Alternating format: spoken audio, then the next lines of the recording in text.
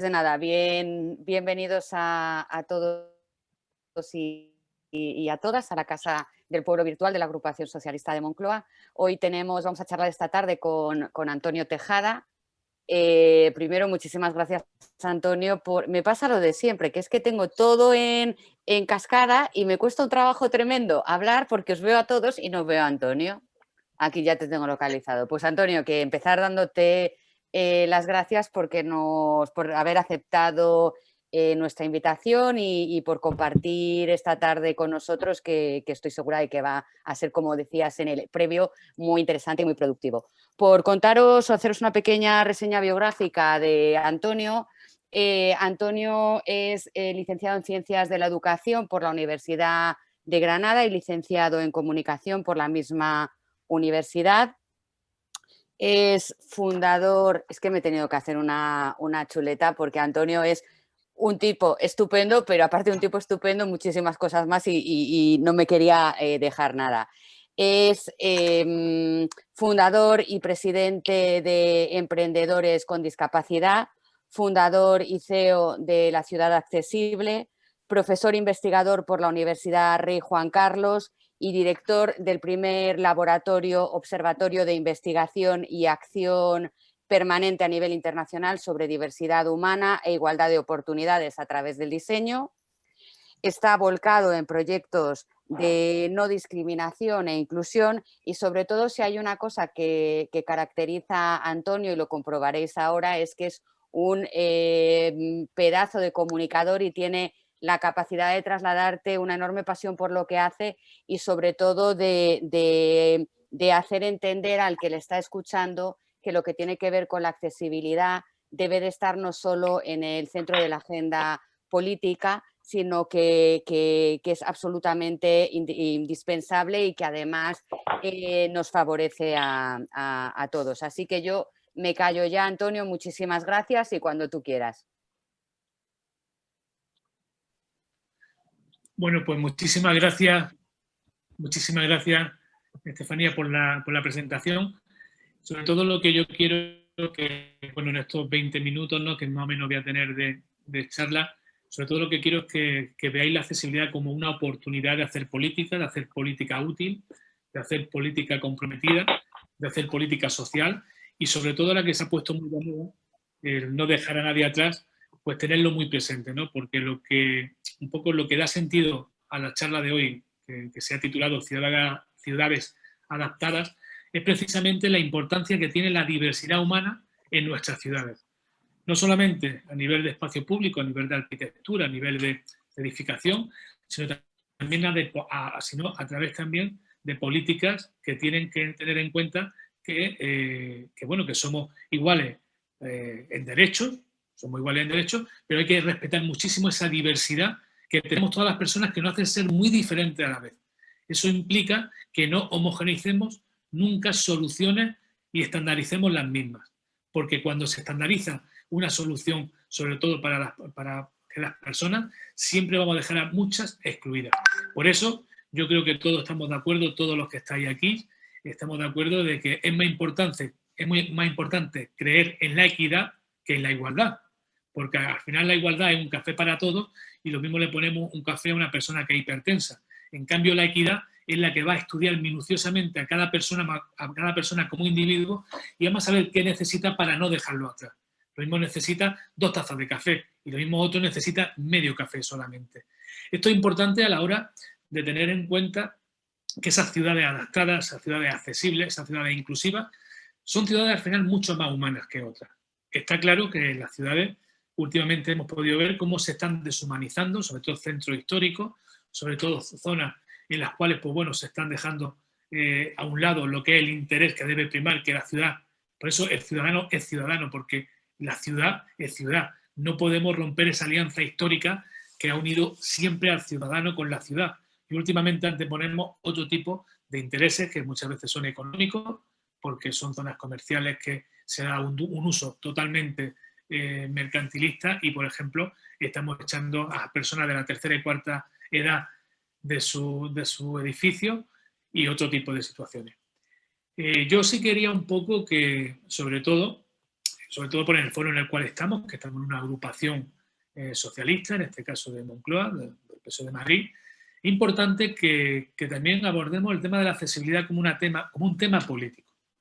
Es tan importante esto que recientemente hemos creado dentro de la Ciudad Accesible un programa, un proyecto que se llama Política e Inclusión, precisamente por lo importante que es meter en la agenda pública y en la agenda de medios y en la agenda política, meter estos temas que ahora mismo pues bueno, son importantísimos a la hora de poder llegar a todo el mundo y no dejar a nadie.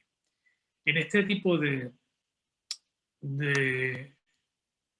inciso que he querido un poco plantear con el tema de política e inclusión, es importante saber que, bueno, desde una campaña electoral tenemos que ya estar mirando con la importancia que tiene la accesibilidad, la inclusión, la diversidad en todo lo que hacemos. ¿Qué significa? Pues que si vamos a hacer un meeting, es importante saber dónde lo vamos a hacer, qué tipo de accesos tiene, qué tipo de servicio puede ofrecer a la ciudadanía.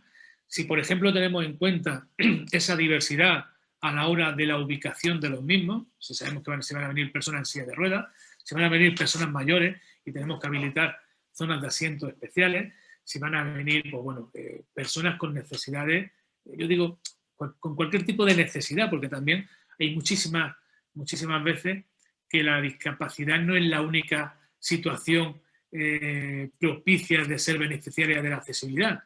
Yo digo que todas las personas nos beneficiamos de la accesibilidad universal en momentos de nuestra vida. Si hablamos de rampas, que es un poco lo que todos nos vamos siempre, a rampas o ascensores, la gente puede ver solamente una silla de ruedas. Yo digo que hay que mirar un poco más allá. Hay una silla de ruedas, pero hay también un papá o una mamá con un cochecito de bebé. También hay un trabajador, un currante, que puede ir con una carretilla o que puede ir con cualquier otro tipo de elemento móvil. También tenemos a personas que pueden ir con el carro de la compra, o simplemente viajeros que van con sus maletas, o simplemente personas que por la mañana se han levantado con una molestia en una pierna, en un tobillo, o que han estado practicando deporte y no pueden, o sea, les cuesta subir la escalera. Ese es el prisma que tenemos que tener. Es muy importante, mi consejo yo siempre digo que la accesibilidad debe salir urgentemente del sector social, es importante, el sector social es el que siempre nos ha dado cobijo, siempre el que nos ha dado un poco voz, el que nos ha dado espíritu de lucha y de reivindicación, pero es cierto que debemos conseguir que se meta realmente de una manera transversal en cualquier tipo de política. Estamos hablando de que barreras existen en todas las facetas de la vida y que no son únicamente un problema que afecta a las personas con discapacidad. Las personas con discapacidad en España somos aproximadamente el 10% de la población, pero ya desde el primer Plan Nacional de Accesibilidad, que se hace en la década pasada, ya vemos cómo, por ejemplo, se llega de manera directa a entre un 40 y un 50% y de manera indirecta se llega a la totalidad de la población. Porque cuando hablamos de una ciudad accesible, una ciudad adaptada, hablamos de una ciudad más confortable y que ahora también, en esta época que estamos viviendo con esta pandemia, si os estáis dando cuenta, muchas de las medidas que estamos implementando en nuestros municipios, muchas de las medidas que se están llevando a cabo porque son de vital importancia para la contención y la propagación del coronavirus, del COVID, de la COVID-19, precisamente son medidas de accesibilidad que llevan muchísimo tiempo trabajando y reivindicando. Os voy a poner simplemente unos cuantos ejemplos. Por eso estamos, creo que es muy acertada esta charla que habéis metido dentro de vuestros jueves con estos talleres tan interesantes de la agrupación, porque tiene una gran actualidad. Si vemos, por ejemplo, habéis visto cómo ahora hay muchos edificios públicos, incluso no solamente edificios públicos, el espacio público, que hay un montón de flechas en el cual nos están diciendo en qué orden tenemos que caminar para que no haya una política de contacto y haya menos riesgo. Por ejemplo, pues si va en sentido ascendente, pues tira por este margen derecho, si va en la otra dirección, por el izquierdo, y ese tipo de cuestiones. Eso se llama accesibilidad cognitiva. Y eso, desde hace muchísimo tiempo, jugar con colores, jugar con flechas, jugar con la comprensión de los mensajes que nos encontramos, siempre lleva mucho tiempo trabajando en el tema y ha conseguido ahora un poco afianzarse. esas puertas automáticas que nos encontramos en los edificios, que antes decíamos, pues bueno, si una persona tiene algún problema de aprehensión en las manos o tiene algún problema de movilidad, pues necesita que sea automática para que pueda acceder de una manera autónoma y de manera independiente, que es muy importante esos principios, tenerlo en cuenta. Ahora, esta política que hemos llevado a cabo del no contacto, para que no haya riesgos de contagio, ¿qué han sugerido? Pues que haya puertas automáticas, para no tener que tocar los pomos que están tocando las personas continuamente. Si nos vamos a un cuarto de baño, por ejemplo, ahora que también decían que los cuartos de baño, pues bueno, tú llegas y tenemos... Porque se han cerrado los cuartos de baño en muchos edificios públicos como medida anti-COVID, porque precisamente tú llegas y estás tocando un montón de elementos desde que entras. Estás tocando un grifo, estás tocando aperturas de puertas, estás tocando continuamente cosas. Siempre se ha dicho que muchos lavabos que puedan ser monomandos, que puedan ser, que con el codo podamos, que la manivela sea con el codo, que no sean pomos, porque el pomo siempre te obliga a empaparte de la mano. Y como esto podríamos estar diciendo un montón de ejemplos que han cogido una gran actualidad. Los códigos QR, que ahora vamos a cualquier cafetería, a cualquier bar, a cualquier vinoteca, y que nos encontramos el código típico QR en la mesa, que eso, bueno, parece que es un invento de ahora. Ese código lleva más de 10 años entre todos nosotros y nunca había conseguido afianzarse, nunca había conseguido meterse en lo que era en una agenda totalmente a nivel global y a nivel como el que hemos visto ahora. Ya no solamente es que se ha interiorizado y es que se está utilizando, sino que también los propios usuarios, los propios ciudadanos, ya estamos haciendo uso de él. Ya vemos en cualquier momento un código QR y lo primero que sacamos el smartphone para tomar una captura porque sabemos que nos va a dar una información. Y esto es fundamental porque una de las cosas que ha traído dentro de lo malo, pero que también ha traído el COVID como algo positivo, es que lo mismo que a nivel de teletrabajo, a nivel tecnológico, ha avanzado muchísimo, muchos procesos que hubiéramos necesitado años o incluso décadas.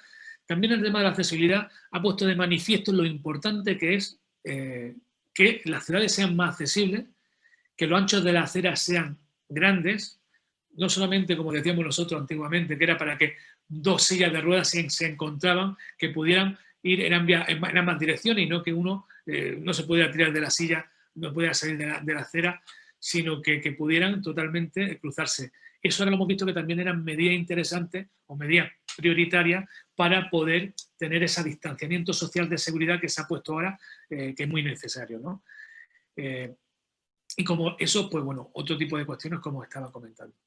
Esto es una oportunidad que tenemos de saber que una ciudad accesible no es no una ciudad de cojos, no es una ciudad de mancos, no una ciudad de tuertos y no una ciudad de sordos, ¿no?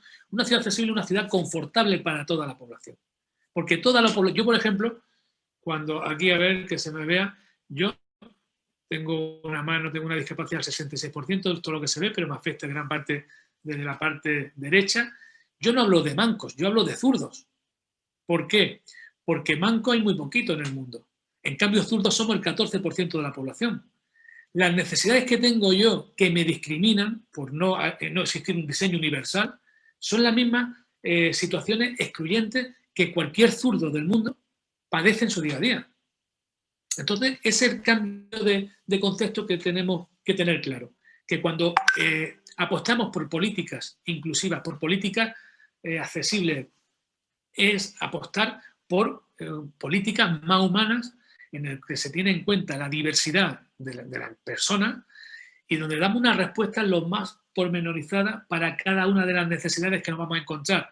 Evidentemente, habrá muchos momentos en los cuales sea difícil tener una solución universal porque, aunque no le gusta a mucha gente, y sabemos a quién nos estamos refiriendo, la diversidad es lo más rico que hay. La diversidad es, al final, bueno, una realidad que siempre ha acompañado al ser humano desde la antigüedad y siempre lo va a acompañar. Y no podemos hacer caso omiso de esos estímulos que nos hacen avanzar como pueblo, como Estado y como políticos, ¿no? Porque al final lo que estamos haciendo es llegar a ha cambiado mucho todo, ¿no? Siempre yo digo Hoy esta mañana mismo estaba en un AMPA con un colegio, con madres de niños, y yo decía una cosa, yo siempre lo he dicho, y, María José me conoce a mi hermano, yo soy el más pequeño, tengo 43 años recién cumplidos, pero tengo ya una hermana prácticamente con 63, 64 años y un hermano con 60. Si yo, con la discapacidad que tengo, que a priori podéis ver, decir, oye, pues a Antonio no le pasa nada, pero si yo fuera mi hermano mayor o mi hermana mayor, yo no estaría aquí seguro. Porque en aquellos momentos no había ningún tipo de estímulo a personas con una discapacidad. Porque era muy difícil que estudiáramos. Estábamos condenados muchas veces a ser el tonto del pueblo, aunque no tuviéramos una discapacidad intelectual. Simplemente, pues bueno, te había tocado y si eras mujer estabas condenada a ser la cuidadora de la casa. Es cruel, pero es una realidad. Ahí están los datos y los estudios. Y si eras hombre, pues bueno, cómo te iban a mandar a estudiar, cómo iba a poder desarrollarte, ¿no? Eso ha cambiado mucho. Yo hoy, por ejemplo, con las madres que hablaba, digo, no tenemos que bajar la guardia, pero hoy en día lo que se ha conseguido, evidentemente falta mucho por andar, pero hemos avanzado muchísimo si lo comparamos hace 30, 40 años, cuando partimos de una base, partíamos de un lugar muy atrás, ¿no?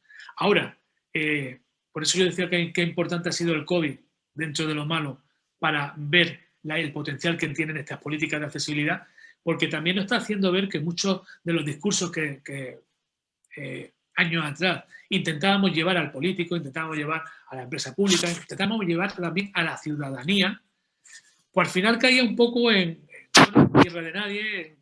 Bueno, siempre había algo más prioritario, más importante, y ahora nos hemos dado cuenta que el apostar por plataforma única, el apostar por itinerarios peatonales accesibles, por espacios confortables, y no estamos hablando ya de sostenibilidad, no estamos hablando ya del compromiso que tenemos que tener hoy en día con el nuevo escenario que se ha abierto en el mundo y sobre todo de cara a las ciudades, ¿no?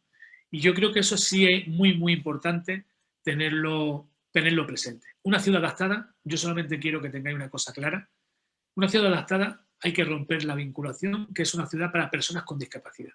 Sí es cierto que a nosotros nos dota de unos derechos básicos y una dignidad mínima, pero realmente somos tan generosos que esa dignidad la compartimos con la calidad de vida y una mayor cuota de bienestar del resto de la población.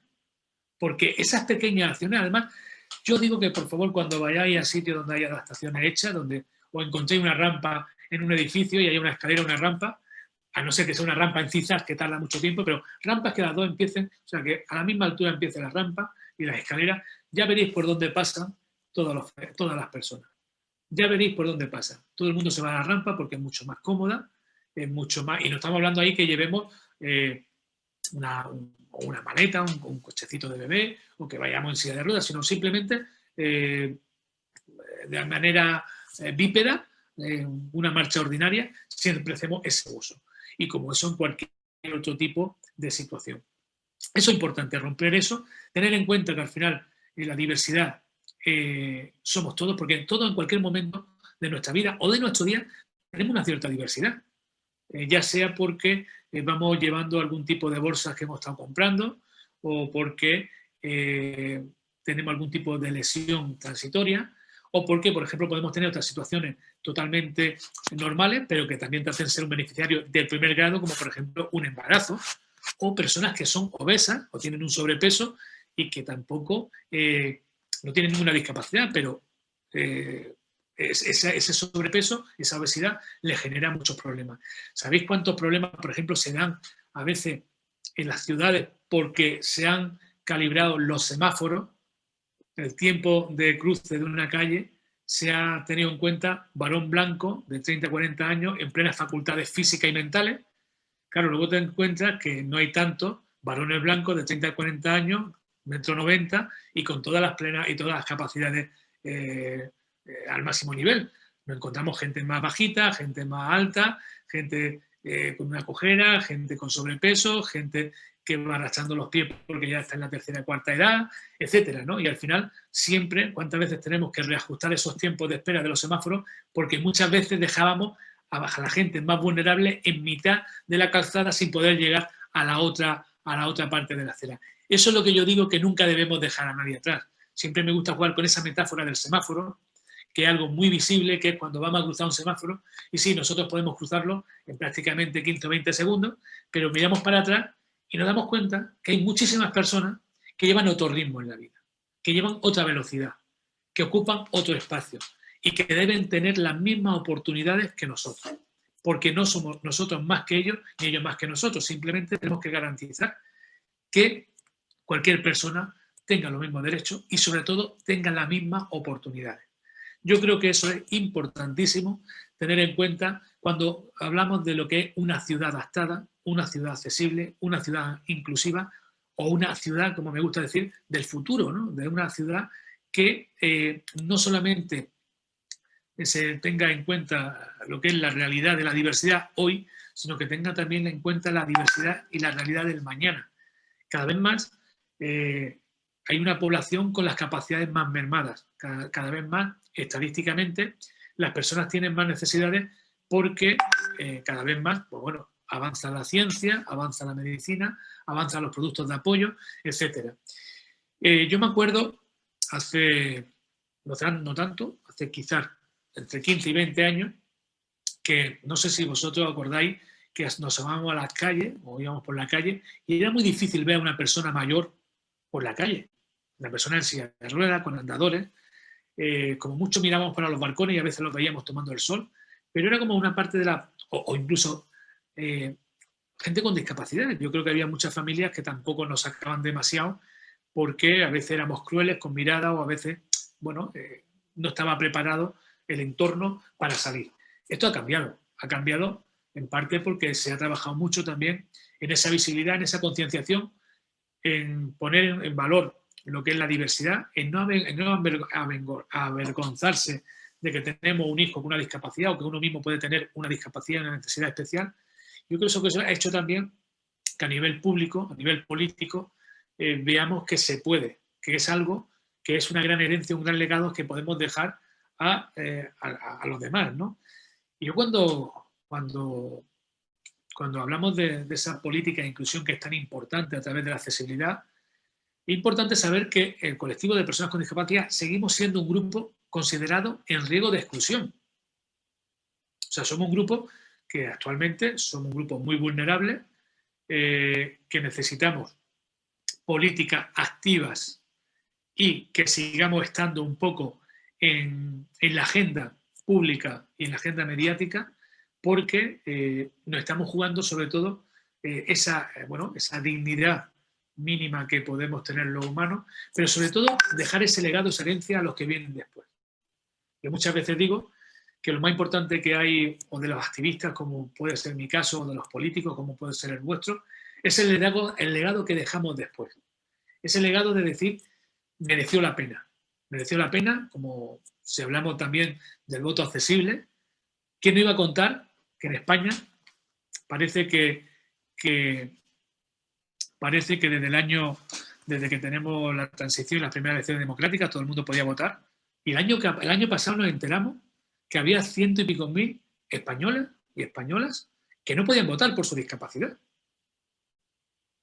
O sea, después han pasado pues, más de 40 años desde que teníamos las primeras elecciones democráticas para, que hubiera una parte de la población que es importante que el año pasado pudo votar. Por eso también es importante ese voto accesible, ese voto inclusivo, esas necesidades que tengamos. Yo también os pido siempre que intentemos, además en ese decálogo que os lo haré llegar, un decálogo que hemos hecho de política e inclusión, en el cual queremos que se tengan en cuenta cosas tan importantes. Os los voy a leer, porque queremos que se tenga en cuenta, por ejemplo, la accesibilización de las campañas electorales y la posterior gestión gubernamental, sean del ámbito que sean. Que también preparemos a nuestros candidatos, a nuestras candidatas, que las preparemos para que sepan abordar todos estos proyectos, todos estos temas relacionados con la accesibilidad, sepan dirigirse como se tienen que dirigir, que no digamos lenguaje de signos, es lengua de signos, que no digamos minusválido, que eso ya es chirría, que no digamos tampoco discapacitado, que somos personas con discapacidad, simplemente, que no hay que que hay todavía muchísimos que tenemos que esa accesibilidad en el lenguaje también es importante tenerla muy presente, que por ejemplo nos acerquemos a los colectivos de la discapacidad para que nos hagan llegar sus necesidades en primera persona.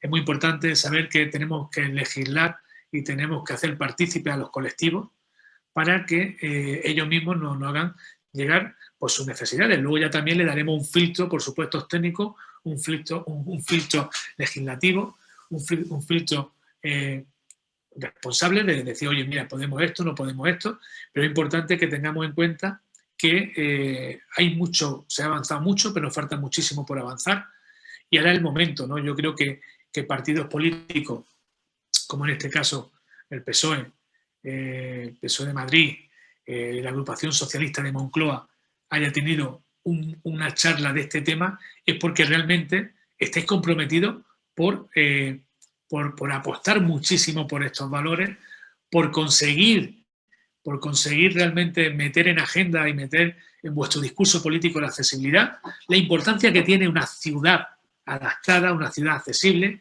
una ciudad que al final esas ciudades son igualitarias, son ciudades donde las oportunidades son las que imperan, las que le damos oportunidades a todas las personas y las que nos esforzamos por no dejar a nadie atrás, porque atrás podemos dejar a cualquier persona si no tenemos en cuenta todos estos filtros de la accesibilidad. Por desgracia hay muchísimas personas beneficiarias directas de muchísimas pequeñas medidas que si las tenemos en cuenta, bueno, vamos a hacer que no se sientan excluidas o discriminadas, ¿no? Yo siempre digo, en la vida, las veces que como discapacidad solamente me he sentido muchas veces discriminado, ¿no? Porque a veces se hace sin querer, lo peor es que muchas veces recibimos discriminaciones sin querer, ¿no? Yo al principio pensaba que la gente era muy capulla y que iban, entre comillas, a jodernos, ¿no? No, al final, por desgracia, es que ha faltado mucha educación, mucha concienciación y mucha formación. Por ejemplo, todavía en la Escuela de Arquitectura no hay una currícula obligatoria de accesibilidad a nivel técnico. Los colegios profesionales, pues bueno, no tienen departamento propio para el tema de barreras arquitectónicas. Todavía nos encontramos comunidades de vecinos que cuando se pide de hacer una rampa o un ascensor, colocar un ascensor, solamente ven la derrama de 30 euros al mes durante 2 años. Y no ven que hay una persona que ha tenido una lesión medular o una enfermedad o un ictus y no puede salir de su casa. Y está totalmente esclava en su casa, está presa en su casa. Pero es tan importante esos 29 euros de una derrama durante 2 años. Y son casos que estamos ahora mismo, por ejemplo, asesorando en Madrid, en la ciudad de Madrid, y tú dices que de verdad que el ser humano llega a ser así. Sí, el ser humano llega a ser así. Y por eso los que estamos implicados a nivel social, a nivel político o a nivel de gestión pública, tenemos que tener en cuenta que sí, que ahí no podemos ser, tenemos que ser contundentes, que tenemos que aplicar la ley como está, porque cuando se demora un proceso de este tipo de falta de accesibilidad en una vivienda, en una comunidad de vecinos, si pasan 3 años, 4 años, 5 años en resolverse, estamos hablando de la dignidad de una persona 5 años. No hablamos de un edificio que tiene 200 años, no hablamos de que una persona que lo mismo le quedan 7 años de vida, la hemos tenido encerrada en su casa 5 años de esos 7 años. Y eso es lo que tenemos que tener en cuenta, que a veces la burocracia es muy lenta y tenemos que intentar que sea ágil cuando sea en temas de accesibilidad y sea en temas de derechos, que son derechos humanos, que estos están parados por Naciones Unidas y están paradas a nivel de... Se está declarado como derechos humanos de primer nivel. Esa falta de accesibilidad hace que haya personas que, bueno, que están pasándolo muy mal. Ahora estamos viendo, por ejemplo, en el confinamiento se vio una cosa muy importante que era cómo cuando empezamos a encerrarnos en casa, ¿no? Que no podíamos salir. Bueno, pues hubo estudios que ya veían que que uno de los colectivos que podía estar sobrellevando mucho mejor la situación era un segmento de la discapacidad, no todo, porque de hecho hay muchos que tenían que salir porque eran trastornos psicosociales, porque necesitaban el entorno natural, salir y demás, pero había muchos que eran como decir, no, yo es que no he cambiado mi forma de vida. Es que por desgracia, esto que ahora mismo me están obligando, los llevo yo haciendo los últimos 5 años, porque lo mismo no puedo salir de casa o porque lo mismo no tengo a veces quien pueda venir a sacarme, ¿no? Yo creo que también por eso la ley de dependencia fue tan importante, habrá gente que diga que puede ser mejor, puede ser peor, pero lo que creo que marcó un hito, fue un antes y un después, en tema de dotar de una dignidad a gran parte de la población. Y yo creo que ahora estamos entrando en una década donde, si podemos decir que la primera década de 2000-2010 fue la dependencia la que marcó un poco los derechos sociales como una gran conquista, yo creo que luego en 2010-2020 un poco todo el tema LGTBI también ha sido muy importante.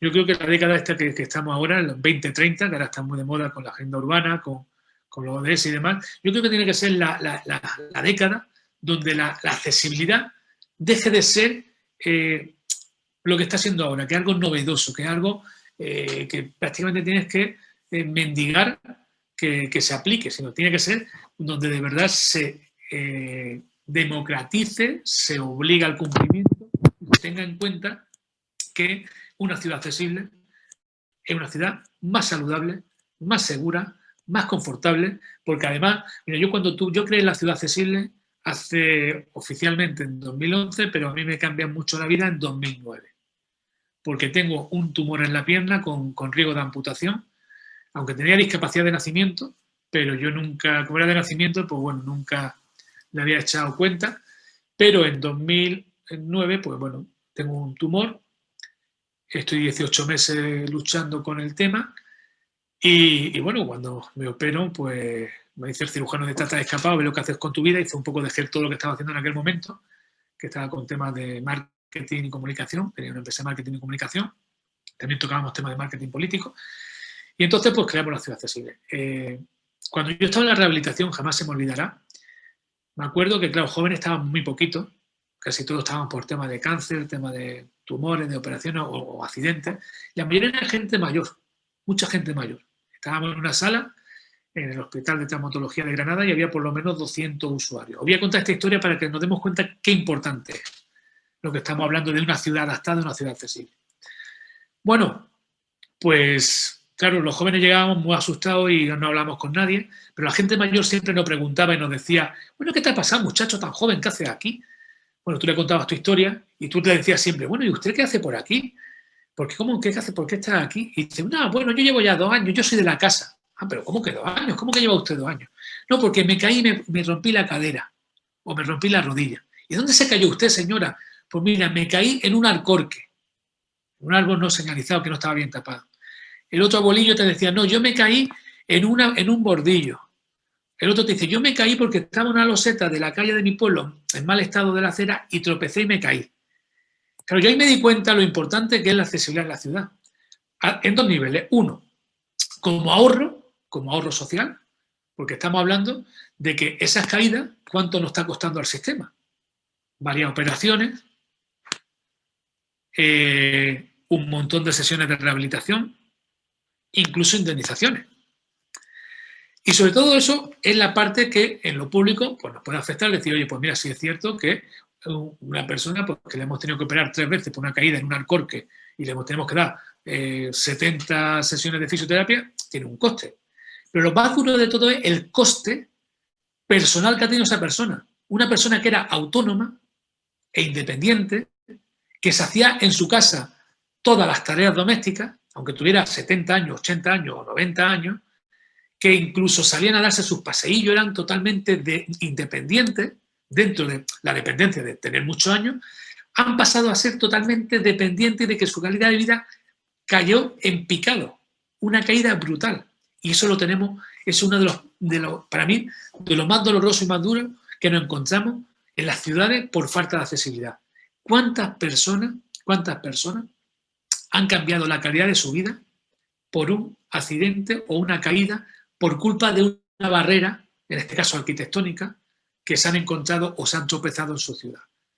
Yo creo que todos los que hayáis estado vosotros relacionados con concejales, principalmente, o tema municipal, sabéis lo que estamos hablando, ¿no? Es algo que es un problema, y sobre todo los que habéis tenido, quizás, los que hemos estado también en la otra parte, que es cuando hemos tenido un familiar directo. Yo, por ejemplo, mi padre, María José se acordará de él, aunque ya falleció hace mucho tiempo, mi padre, antes de darle un ictus, montaba en bicicleta, aunque tenía 67, 68 años. Iba al campo todos los días. Era autónomo e independiente. Es verdad que él fue por un ictus, pero ese ictus le cambió la vida totalmente. Pasó a ser dependiente, a tener que darle de comer, a tener que ducharlo, a tener ya problemas en la casa porque ya teníamos que subirlo como un peso muerto a la planta de arriba para poder bañarlo, a no tener ya una calidad de vida, o sea, ya no era la calidad de vida y la autonomía que tenía antes. Y eso en las ciudades tenemos que tenerlo muy, muy en cuenta. Y eso de todo un poco antes de, porque quiero dejar un hueco importante para las preguntas, sobre todo porque os invito también, hace unos años, concretamente en 2016, creamos la Red Madrileña de Ciudades por la Accesibilidad, en el cual, bueno, lo hicimos impulsado de la mano del Ayuntamiento de Getafe, y los cuales, pues bueno, se sumaron desde el primer momento, pues el Ayuntamiento de Móstoles, Leganés y Fuenlabrada. Y fue, bueno, una experiencia que, bueno, aunque en aquel momento empezamos con mucha fuerza, pero luego se quedó en un stand-by, se va a retomar ahora. Y yo lo que invito también es que esa red sirva pues para eso, para poner en común muchas buenas prácticas, también problemas o incidencias que nos encontramos y poder sacar soluciones de mejora que sean extensibles. Y yo creo que Madrid se puede convertir, es importante también que la ciudad de Madrid, la capital, pues esté con este compromiso en un gran referente, ¿no? Porque no hay que olvidar que en temas de accesibilidad España sigue siendo un espejo para muchos países del mundo. Entonces, todo lo que hagamos aquí bien es una buena práctica que no solamente se va a quedar aquí, que va a ser un modelo totalmente transferible a otros territorios, pues no solamente América Latina, sino toda la zona del norte de África, incluso muchos países europeos, estamos mucho más en algunos temas muy avanzados, y yo creo que ese es el compromiso que tenemos que tener. Y yo, sin más, yo creo que ya estoy viendo que son menos 20, y sobre todo lo importante de esto es estar en un debate, en un diálogo, en cosas incluso que queréis preguntar, que vuestra experiencia en lo público o a nivel particular o privado hayáis podido ver o incluso sufrir esa falta de accesibilidad, ¿no? Así que muchísimas gracias por vuestra atención. Gracias, y espero que hagáis preguntas, ¿eh? Gracias, Antonio. Antes de abrir el turno de preguntas, que yo tengo un par de ellas, María José se tiene que ir y estoy segura de que quiere decir algo. No te oímos. Ay, Fanny, pues muchísimas gracias por darme la palabra. Bueno, primero por invitarme a estar en vuestra agrupación. Os doy la enhorabuena porque creo que estáis haciendo un trabajo extraordinario, la verdad.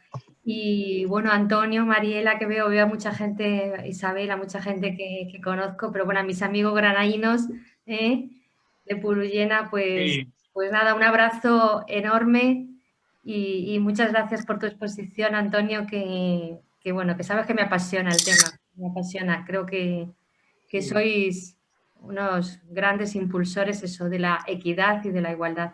Y es que os tengo que dejar porque, bueno, un tema familiar acaba de surgir y no puedo, no es nada, es algo bueno, ¿no? Pero tengo que dejaros, lo siento un montón, de verdad.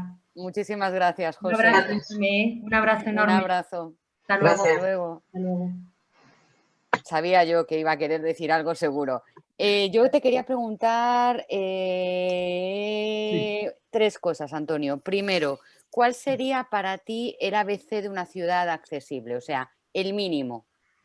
También quería saber qué ocurre cuando o sea, ¿qué ocurre en los casos en los que se produce doble discriminación? Es decir, tú has hablado de que muchas veces las personas con discapacidad pueden estar en un momento en una situación de vulnerabilidad, y yo quería saber cuál es la situación de las mujeres con discapacidad. Y la tercera pregunta que te quería hacer es el tema de los emprendedores y emprendedoras, que a mí es un tema que me interesa especialmente. Es decir, emprender es un proyecto vital complicado y quería saber cuál es la situación de los emprendedores y emprendedoras con discapacidad. ¿Qué están haciendo? ¿En qué están? Si hay ayudas específicas. Y ya, estas 3 primero. Gracias, Fanny. Perfecto. Pues mira, sí, muchas gracias. No, pues voy a hacer, en el tema de qué una ciudad accesible, ¿no?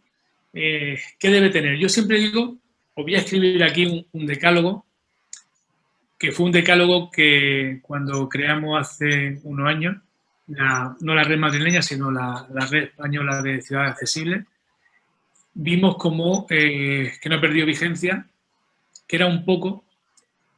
Ay, no me ha dejado todo. Voy a terminar de pegarlo. Un segundito. Porque el texto... Estos son, lo que digo yo, era como un decálogo que hicimos que era importante que se tuviera en cuenta, ¿no?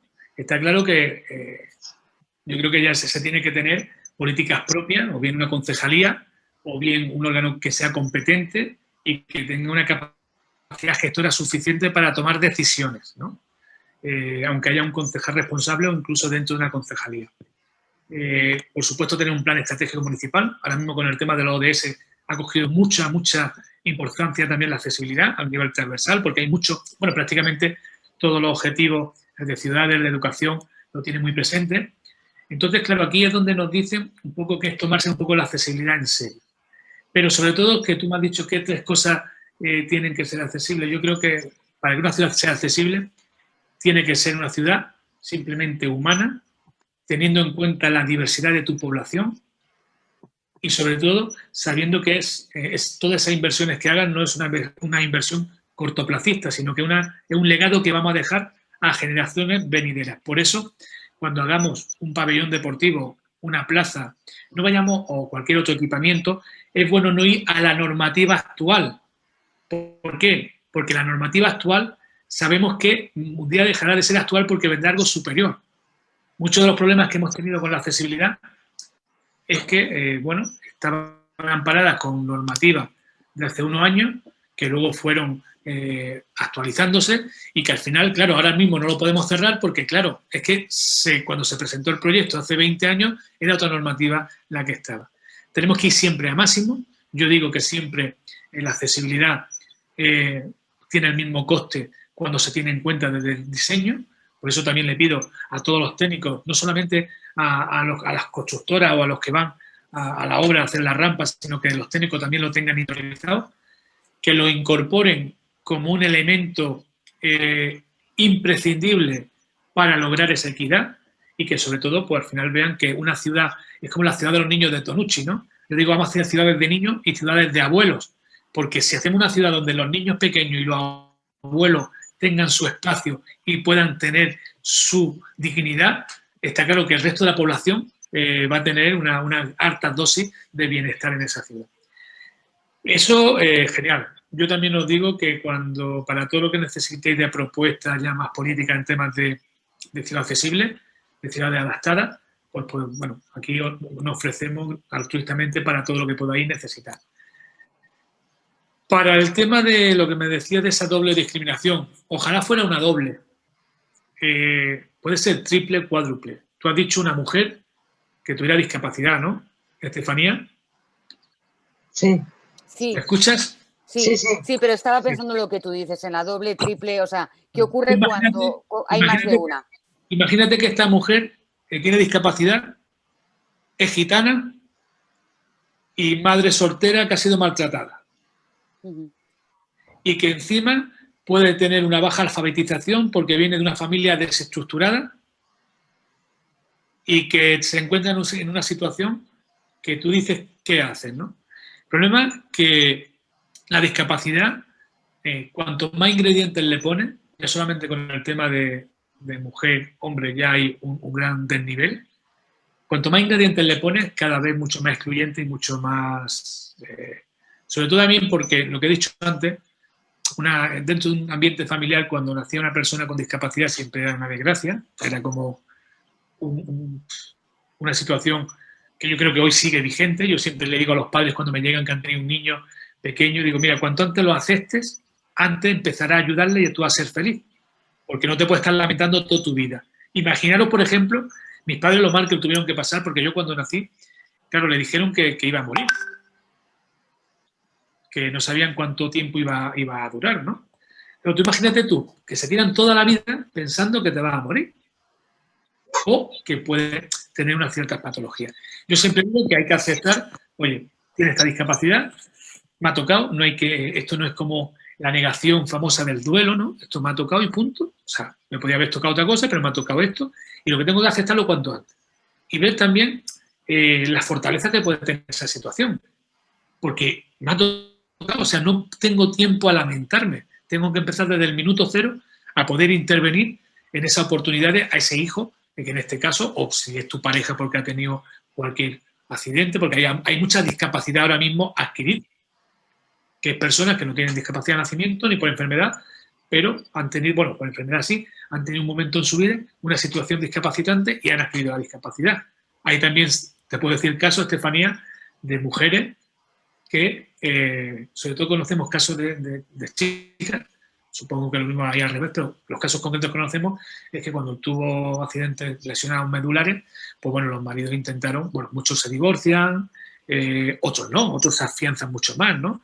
Pero hay casos de todo tipo.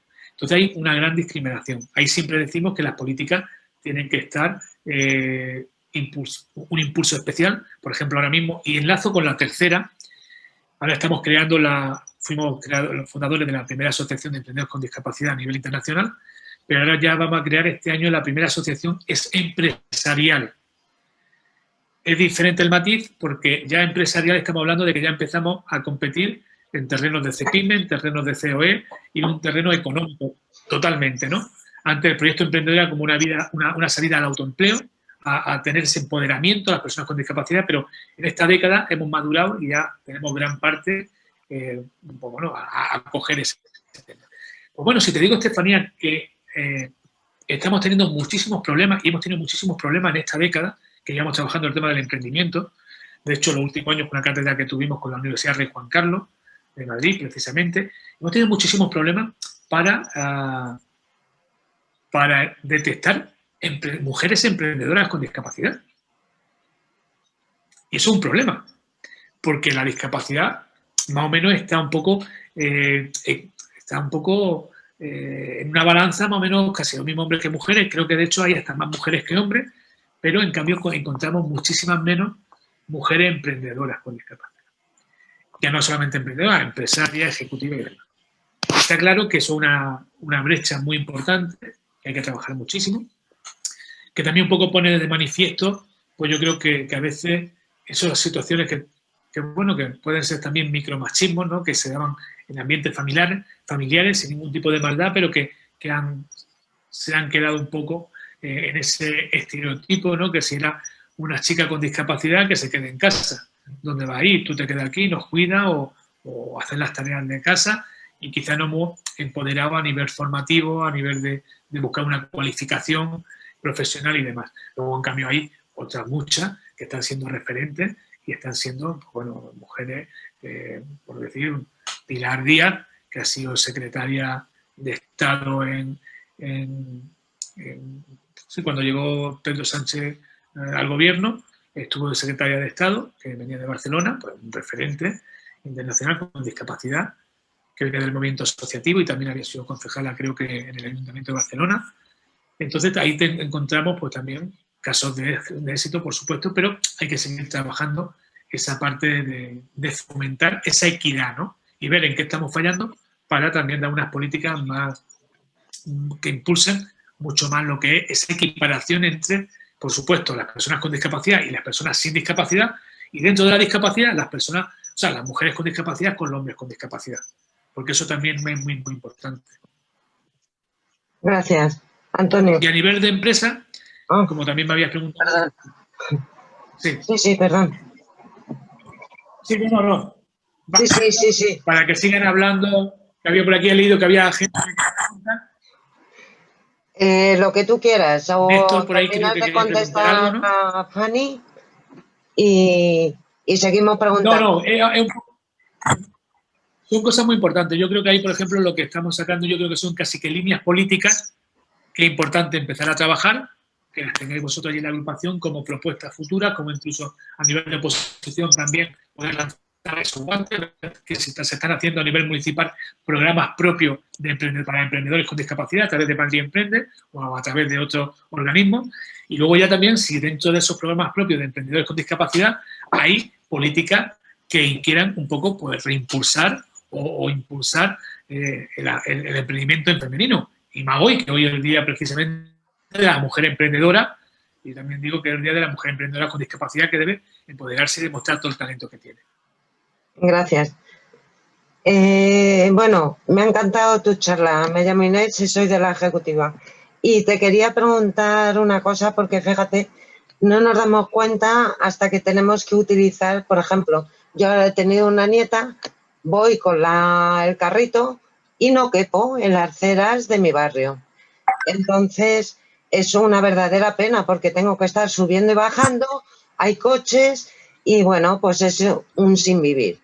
Y no nos damos cuenta, lo que has dicho tú, que más tarde, más temprano, utilizamos la accesibilidad y que sea adaptable. Y eso está más claro que el agua. Pero yo creo que las cosas que se van construyendo, yo creo que van tomando la nueva normativa o, bueno, o la gente se conciencia más. Pero en los sitios, por ejemplo, Madrid, en un barrio, que la acera sea pequeñita, si no lo respalda jurídicamente o un reglamento, ¿qué podemos hacer? O sea, me parece bien que vayamos avanzando a ser accesible y adaptable, pero lo que está hecho lo tenemos bastante complicado, pienso.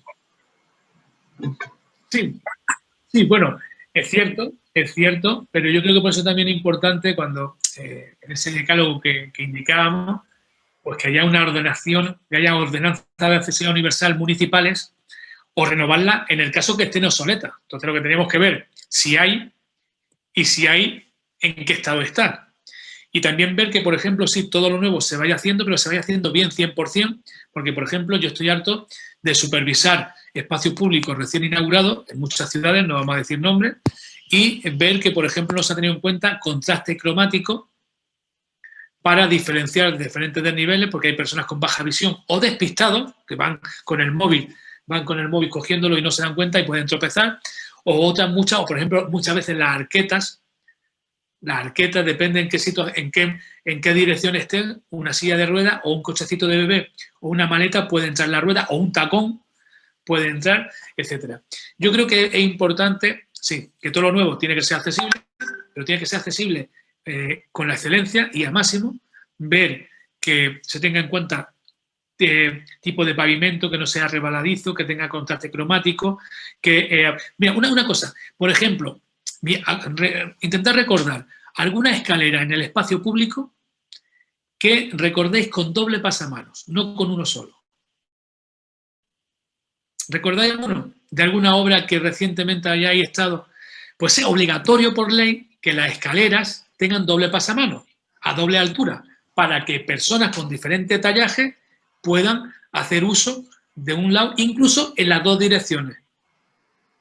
Y si en el centro, en un caso que estuviera dividido, también tiene que haber un doble pasamanos, porque ahí están los zurdos, los diestros, los que suben, los que bajan, y luego tenemos personas altas, personas bajas, niños, personas con discapacidad, como puede ser la acondroplasia, o incluso personas de otras etnias, que como vemos por las ciudades, también tienen una talla inferior.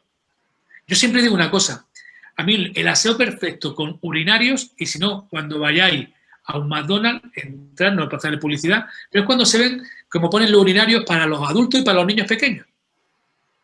¿Cuántas veces, sobre todo los chicos que hay en la reunión, hemos ido a urinarios que hemos tenido casi que ponernos de puntillas para orinar? ¿Por qué? Porque seguro que el fontanero o el del mantenimiento pues sería Romay. Y entonces llegó y se puso el urinario a su altura. Ahora llegamos, la media española, y estamos incómodos. Claro, por eso siempre es bueno cuando se hace, por ejemplo, un lavabo público donde pones 20 urinarios, pues que no los 20 estén a la misma altura, sino juguemos con diferentes alturas, porque eso va a hacer que ya cuando tú llegas y ves tu altura y ves los urinarios de frente, dices, este es el mío, y voy al mío, al que voy a estar más cómodo, porque normalmente llegamos ahí en situaciones estresantes que estamos aguantándonos y por eso son pequeños detalles que tenemos que tener en cuenta. Y lo que decías de las zonas viejas, y yo entiendo que las zonas que son viejas, pero también yo entiendo que depende el flujo humano que tengan esas zonas, tendremos que acometer con una mayor prioridad esa obra.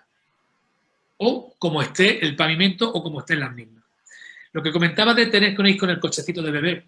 Nosotros impulsamos Bebés sin Barreras, que era una asociación precisamente por el uso del espacio público con cochecitos de bebé. Y era porque precisamente lo que estamos comentando, no existía plataforma única, incluso dentro de la acera que era estrechita estaban los alcorques, el mobiliario urbano estaba también colocado allí. Había momentos en los cuales la silla, el cochecito de bebé no podía pasar. Entonces, ¿qué hace ahora? ¿Vuelvo para atrás? Pues bueno, yo también digo muchas cosas. A veces el quitar algunos aparcamientos no pasa nada para ampliar la calle, ampliar la acera. ¿Por qué? Porque yo creo que es prioridad tener en claro lo que decíamos al principio, que tenemos que garantizar que el protagonista y el centro de atención de una ciudad sea la persona, no el coche. No el coche. No. Y eso está claro que tenemos que tener esa política muy presente. Evidentemente, habrá zonas donde los coches tengan mayor protagonismo, pero sobre todo en zonas, centros históricos, zonas que puedan tener ya una serie de años que no haya un equipamiento público de acerado como tiene que ser con la normativa y demás, pues quizás tenemos que hacer algunas salvedades de coger y venga, vamos a ampliar la acera, si tenemos que quitar aparcamientos, ¿cuántos aparcamientos vamos a quitar? 40, a ver si ahora el problema de Madrid del tráfico y del aparcamiento son 40 aparcamientos que quitemos en una calle. O como también vemos en otras muchas situaciones con otro tipo de mobiliario urbano que se elige. O sea, por ejemplo, cuántas veces vemos bancos que no se ha tenido en cuenta la ergonomía y no tienen reposabrazos. El reposabrazo es obligatorio en un banco público, porque hay muchas personas que necesitan apoyarse para levantarse o sentarse. Entonces es fundamental. Entonces, todo ese tipo de cuestiones tenemos que tener muy presentes, ¿no? Yo creo que cada vez más, a la hora de diseñar un espacio público, una ciudad, todos estos detalles tenemos que tenerlos en cuenta. El mantenimiento incluso de los jardines, que sobresalen al espacio público. ¿Cuántas veces vamos por una acera y hay un rosal que parece un orco que nos sale y nos va a pinchar un ojo? Vale, nosotros podemos verlo, pero ¿sabéis cuántas personas ciegas van con su perro o con su bastón y se comen el rosal? Entonces, claro, este tipo de cosas tenemos que... Yo siempre hablo que la accesibilidad es un espacio de convivencia y de conciliación de necesidades. Y ahí es donde está realmente el trabajo del político, en servir de ese arbitraje donde conciliemos y todas las necesidades, tanto el que tiene que sacar de una frutería las cajas a la puerta para vender, como el que tiene un comercio que tiene que bajar un toldo para que el sol no se coma el producto, como también las personas con diversidad que pasan por las calles, ¿no? Entonces, en esa parte de arbitraje, de esa conciliación, de generar esos espacios de convivencia, donde sí, claro, a mí me gusta más una terraza que a cualquiera. Para mí las terrazas, y más ahora en tiempos de COVID, una terraza es libertad, porque puedo disfrutar, ¿no? Pero que las terrazas nunca anulen los itinerarios peatonales de las plazas y de las calles que tienen que estar garantizados, para que las personas que pasan por allí puedan tener su itinerario seguro.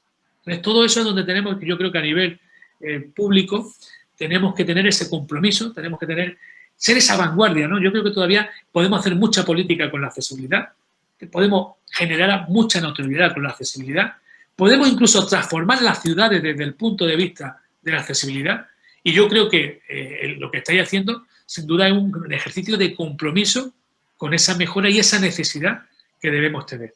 Me están hablando por aquí. Gracias, Antonio. Por supuesto que sí, Virginia. Ahora que pregunte Alfonso, luego Néstor y Antonia. O sea que los tres van a preguntar y luego, si eres tan amable, les contestas, Antonio. Alfonso. Antonio, muchas gracias por tu exposición, por la claridad con la que lo haces y por la valentía. Mira, yo quizá la pregunta que te quiero hacer, y por ello te ofrezco mis disculpas antes porque quizá no venga al caso, pero tú has dicho que no se puede dejar a nadie atrás. Y también has mencionado que cuando naciste, pues tus padres estaban muy preocupados y lo vivieron, lo pasaron muy mal porque les dijeron que te ibas a morir. Hay una serie de pacientes urgentes concretamente en España hay 4.000 que tienen los días contados, que son esas personas que están padeciendo la ELA. No sé si la pregunta no viene al caso, no me la respondas, pero ¿la sociedad les puede ofrecer algo? Nada más, muchas gracias. Gracias, Alfonso. Pues, Néstor. Bueno. No, pero Sí. he perdido Sí. un poco que me repita la pregunta, porque me había quedado en que hay 4.000 personas afectadas de ELA en España, diagnosticadas, pero cuando iba a hacer la pregunta he perdido el volumen y no he podido escucharlo. ¿Es tan amable? Sí. ¿Está el micrófono abierto? Sí. Sí. No sé, sí. Sí. Seguramente esté al margen de tus competencias o lo que estáis haciendo, pero como planteabas de que no hay que dejar a nadie atrás, yo digo, ¿qué les ofrece la sociedad? Y tú me dirás, bueno, es que no sé, investigación, no lo sé. No, ¿qué tenemos para ellos? Pues bueno, yo lo tengo claro. Tengo claro la respuesta. Perdona un segundito, porque tienen un gran entusiasmo por vivir. Y tenemos además un alcalde socialista en La Roda que padece esta enfermedad. Gracias. Pues mira, creo que la pregunta es acertada, porque yo creo que no nos podemos conformar con las cosas más obvias, sino que tenemos que profundizar en... De hecho, estoy tomando nota. Tenemos que profundizar con estas situaciones que son un poco más dramáticas. Evidentemente, el tema de la ELA lo conozco, por desgracia, también muy de cerca, porque es cierto que bueno, hace poco falleció un amigo, Jorge Abarca, que era un gran activista, que ha durado mucho tiempo, más del que se imaginaba, y ha intentado visibilizar al máximo. Tuve que, hace 4 años, tener la sangre fría de un amigo mío, un íntimo amigo mío, que me llamó diciendo, oye, le acaban de diagnosticar él a mi padre, necesito que me ayudes para adaptar la casa. Le dije que le habían dicho, y cuando me dijo todo el diagnóstico y cómo estaba, que era muy avanzado, pues lo engañé, no lo ayudé a adaptar la casa porque sabía que no iba a durar ni 2 meses y no le iba a hacer que se metiera en una inversión que podía ser 60 o 70.000 euros. Esto me lo dijo en noviembre y en enero fue el entierro. Y es verdad que es algo brutal, ¿no? ¿Qué haría yo desde la parte política o pública en estos casos? El principio de equidad. Abrir protocolos de urgencia, de necesidad imperiosa, donde le dotemos de todos aquellos equipos y todos aquellos productos que puedan necesitar para tener la vida lo más digna posible hasta el final. Estamos hablando de que si hay que dotarle de un respirador en casa, hacerlo. Si hay que dotarle de unos servicios de transporte excepcionales, hacerlo. Y sobre todo también de, ver qué necesidades puede tener a nivel municipal para facilitarle. Imagínate que tiene una terapia de salir, aunque sea a un parque, para tomar el aire, pues intentar, si ese parque no es accesible, que no sea, o cualquier otro tipo de política. Y por supuesto que se vaya investigando más en estos temas. Las enfermedades raras o las enfermedades degenerativas tienen este problema, y es que no son interesantes para nadie. Yo, por ejemplo, ahora he tenido un infarto renal hace unos meses, perdí una parte del riñón, tengo una enfermedad rara, que no sabían nada, porque como no había nada escrito de esto, pues no saben si lo que me ha pasado viene de eso, viene de otra cosa, viene de lo que sea. Y de hecho me decía el médico, oye, Antonio, firma un documento para que empecemos a estudiar tu caso para el futuro, llevarlo a congresos médicos por si acaso. Digo, claro, ojalá hubiera información previa. Yo por eso quiero que seamos valientes en hacer política urgente en casos de este tipo y demás. Gracias. Y gracias por la pregunta. Gracias, Antonio. Y Alfonso, Néstor. Sí, Antonio, muchas gracias. Como espero que tengamos oportunidad de hablar un poco más despacio en otro momento, que me encantará, solamente voy a apuntar 2 temas. Uno, y 2 están ligados con el legado de lo que es lo que tú has hablado, y me parece como fundamental. El primero es la formación. Ya se ha hablado que en las escuelas de arquitectura no hay un currículum concreto sobre accesibilidad. Sin embargo, cuando estas escuelas de arquitectura tienen que pasar por procesos de acreditación externos, como por ejemplo un proceso de acreditación americano, la NAB, la NAB es casi por lo primero que pregunta, que es bastante sorprendente, ¿no? O sea, vienen docentes Estados Unidos a preguntar por esto. Entonces, me gustaría saber qué recorrido puede tener el incluir este currículum, que seguro que ya lo habéis intentado, pero me gustaría saber cuánto y cómo y dónde y demás. La segunda cuestión tiene que ver con que ahora mismo hay una ley de arquitectura en marcha y el Ministerio ha abierto un proceso de participación. También quería preguntarte por eso, si estáis participando en él, cómo y demás. Vamos, si por si no lo conoces, es el PECA, las propuestas sobre el entorno construido y la arquitectura. Antonio, nos queda una pregunta solo, que es la de Antonia. No sé si quieres contestarle a Néstor o agrupamos las dos y contestas a los dos juntos. Pues como queréis vosotros, si no tomo nota y estoy tomando nota y si no lo hacemos, si quieren Pues, porque aquí lo que me había preguntado Néstor era el currículum en arquitectura y la segunda pregunta se había entrecortado un poco. Sí, si me la repito. La segunda tenía que ver con la nueva ley de arquitectura que está en este momento en periodo de participación, con un proceso que se llama Propuestas sobre el entorno construido y la arquitectura. Hay un par de mesas que yo creo que pueden tener interés para la ciudad accesible y un poco pues, por saber si estáis al tanto de esto y si no, pues por invitarte a que participéis, por supuesto. Pues si te parece, te pregunta Antonia también, porque intentamos ser escrupulosos con el tiempo y ya nos estamos yendo un poquito. Entonces, Antonia. Antonia. Hola. Ahora. Hola. No, yo solamente quería hacerle una pequeña puntualización. Yo soy secretaria de una asociación en mi pueblo de diversidad funcional. Se llama Asociación Salvi. Aparte también soy secretaria de una coordinadora que tenemos a nivel comarcal, donde somos varios pueblos, los que estamos unidos. Y algo que siempre comentamos, yo creo que ya lo has dicho tú, es que igual que pedimos que en igualdad los educadores haya coeducación, también pedimos que esas personas que forman parte o que son los que construyen nuestra accesibilidad estén también preparados y estén formados en esa materia. Entonces era un poco comentarte solamente esto, que esas personas deberían de formarse en igualdad y en equidad, igual que hay en los colegios se debería de hablar sobre coeducación en igualdad y en feminismo, pues también se debería de hablar en coeducación con personas con diversidad funcional. Solamente comentarte esto. Gracias, Antonia. Pues Antonio, no hay más preguntas, así que... Pues voy a responderla. Pues bueno, empiezo un poco con la última que me han hecho y así ya. Sí, por supuesto, yo creo que es fundamental y has tocado algo importante, ¿no? Porque estamos teniendo muchísimos problemas, sobre todo en la administración pública, con trabajadores, funcionarios, que bueno, que como tienen su plaza y no tenían, entre comillas, cuando lo aprobaron, competencias propias de estos temas de accesibilidad, pues ahora les cuesta mucho reciclarlo y que ellos quieran reciclarse, porque no los puede obligar.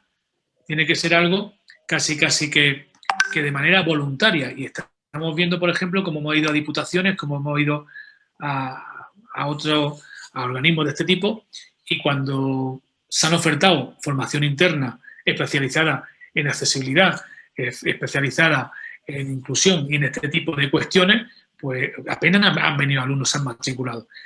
Y eso incluso que era fuera del horario, o sea, se daba la oportunidad que fuera incluso dentro, del horario laboral, para que no fuera decir, oye, mira, es que no voy a hacer fuera de mi horario laboral esta formación, sino que la haces dentro y en lugar de trabajar la haces. Ahí falta mucho compromiso también ético, por eso también es importante, por eso quiero vincularlo también con la parte de capacitación, de universidad, que yo creo que la gente tiene que ser más permisible a introducir estas nuevas formaciones, este nuevo punto de vista en sus responsabilidades profesionales, sobre todo a nivel público, ¿no? Porque eso puede hacer, muchas veces sorprendente, muchas veces me han llegado a preguntar, bueno, pero ¿por qué necesitamos un equipo externo, un asesor externo en estas materias si tenemos 8 arquitectos, 4 aparejadores y 2 ingenieros? Y yo digo, eso es lo triste. ¿Por qué me habéis llamado o a nuestro equipo tenemos desde nuestra cofundadora y supervisora expertise técnica, que es la arquitecta María Fernández Bermejo, hasta otros compañeros, como tenéis que llamarnos para que nosotros os solucionemos esto cuando vosotros tenéis un gran equipo técnico. Al final es que no se ha dado, no han tenido tampoco esa curiosidad de hacer algún tipo de curso. La FEN está haciendo también muchos cursos de este tipo, pero bueno, a nivel técnico todavía no está teniendo ese enganche que quisiéramos tener. Esto lo vamos lo uno, a lo que me decía Néstor. El currículum de arquitectura lo hemos intentado en muchas, pero está siendo muy difícil. Solamente se han conseguido algunas pequeñas gestos, por ejemplo, en la Universidad de Juan Carlos hay, creo que no llega a ser ni un crédito de una asignatura transversal para todos los alumnos, que es de accesibilidad e inclusión y demás, pero al final es un poco darle unas pinceladas porque es que apenas tiene carga lectiva. Luego también se hizo con la CRUE unos tipos de programas curriculares, pero precisamente, como digo yo, las carreras que tienen que estar aquí muy involucradas, que son las técnicas, que son las que realmente tienen la capacidad de transformación de nuestras ciudades, arquitectos, aparejadores, ingenieros y demás, pues ahí no se ha conseguido introducir. Hemos estado intentando hacer el primer máster oficial de accesibilidad. Conseguimos todo para incluso que ANECA lo pasara, pero luego al final pues teníamos un problema y era que no, máster oficial no había tenido la seducción suficiente para tener un número de alumnos que lo hiciera rentable o viable y tampoco tuvimos ese impulso final.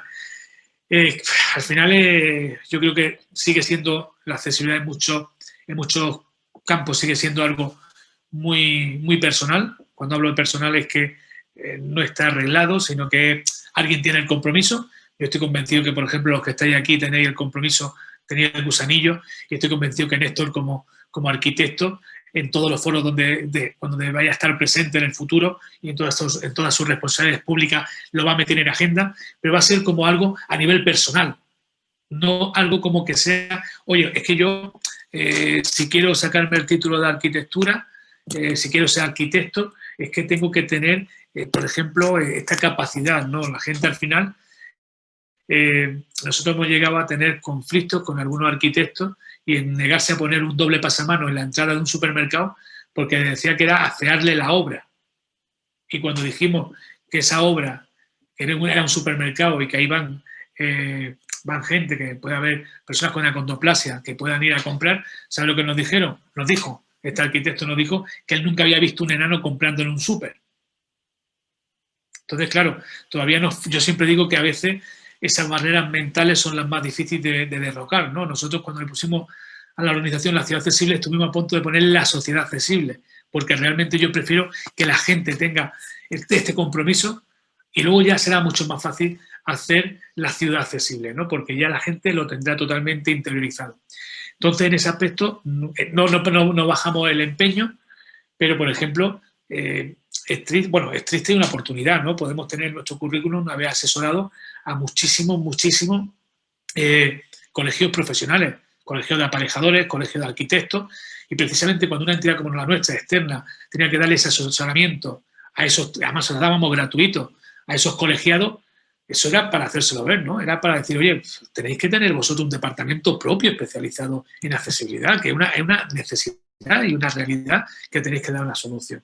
Y eso sí es importante que indicar que hay que seguir trabajando, cada uno de nuestro punto de vista, o incluso que a nivel normativo, en este caso la CRUE, o incluso el propio gobierno a nivel estatal, pues que saquen unas políticas mucho más duras a la hora de implementar currícula de accesibilidad en ciertas carreras que son muy importantes. Yo siempre digo, sí, es importante que en trabajo social haya accesibilidad, es importante que en educación haya accesibilidad, pero es de vital importancia que, por ejemplo, ingeniería de la edificación, arquitectura, ingeniería de caminos, sean totalmente carreras donde esté la accesibilidad de una manera incluso, no digo optativa u obligatoria, sino troncal, que sea por narices con una carga lectiva importante, porque como estamos viendo, la accesibilidad no solamente es para la discapacidad, es para toda la población. Y en lo que me comentaba de lo de la ley, pues ahora mismo no estamos participando directamente. Estamos participando en muchos foros, lo que sí te digo que por favor, que será un placer que nos invite si tú directamente nos puedes invitar a participar, será un placer. Podemos decir que hemos estado anteriormente, pues bueno, en Norma UNE, como la de las ciudades inteligentes, que fuimos hasta coordinadores del grupo de trabajo, como en destinos turísticos accesibles, que también estuvimos participando en esa ley. Hemos participado en otras a nivel de, de pasarelas peatonales y demás, pero en este concreto, y yo seguro que estoy convencido que es un momento histórico porque también otro compañero, Iñaki Carnicero, creo que es una persona que tiene todo esto muy, muy en cuenta y que podemos hacer lo que yo decía de esa década 2030. Yo creo que podemos coger el testigo, podemos coger, ver la accesibilidad como una oportunidad, como esa gran... yo creo que cada década se ha dado, como decía al principio, la dependencia, luego el tema LGTBI. Yo creo que la accesibilidad es la tercera de este milenio. Y yo creo que estamos en un momento que es motivante, como es este inicio del año 2020, aunque está siendo un año para olvidar, pero creo que una cosa positiva es que podemos mirar a la cara al futuro y decir, ya hemos llegado a un buen momento para que la accesibilidad que ha tomado, como decíamos al principio, una gran importancia con el tema COVID-19, que lo podamos que lo podamos meter como se tiene que meter en las políticas a nivel transversal, dotarla de todo lo que haya que dotarlo para que sea de obligado cumplimiento real y que muchas veces me dicen, pues aplicamos un régimen sancionador. Digo, pues no sé, si lo importante es que se aplique lo que ya hay. Entonces, hacer una política que sea totalmente ahí rigurosa. Y ahí, pues bueno, veo que me ha puesto, Néstor me ha mandado el enlace, que lo estoy copiando, y por supuesto que participaremos y demás. Y también, Néstor, te digo que, bueno, ya me pasa, Estefanía, tu contacto, porque también te harán partícipe de un proyecto muy bonito, ¿eh? Que seguro que otro día, Estefanía, tendremos por aquí para presentarlo. Dalo por seguro. Pues muchísimas gracias, Antonio. Ha sido un auténtico placer. Yo creo que hemos aprendido todos y todas hoy mucho y sobre todo que hemos tomado nota y estoy convencida de que encontraremos sinergias para poder colaborar y poder hacer muchas cosas juntos. Muchas gracias a todos. Una tarde más por acompañarnos y nos vemos la semana que viene. Estefanía. Dime, Antonio. Antes de cortar, te lo digo porque veo aquí a Antonia María, que me ha hecho una petición. Por supuesto, pásale mi correo y mi teléfono para que me mande si necesita hay un asesoramiento, por supuesto, y si hay alguna asesoría, aprovechar también, que es gratis. Si hay alguna asesoría más que queráis preguntar cualquier cosa, por privado nos mandáis los datos, la información que sea necesaria. Muchísimas gracias, Antonio. Pues lo dicho, que nos vemos la semana que viene, que ya os adelanto que tenemos una semana cargadita de actividad.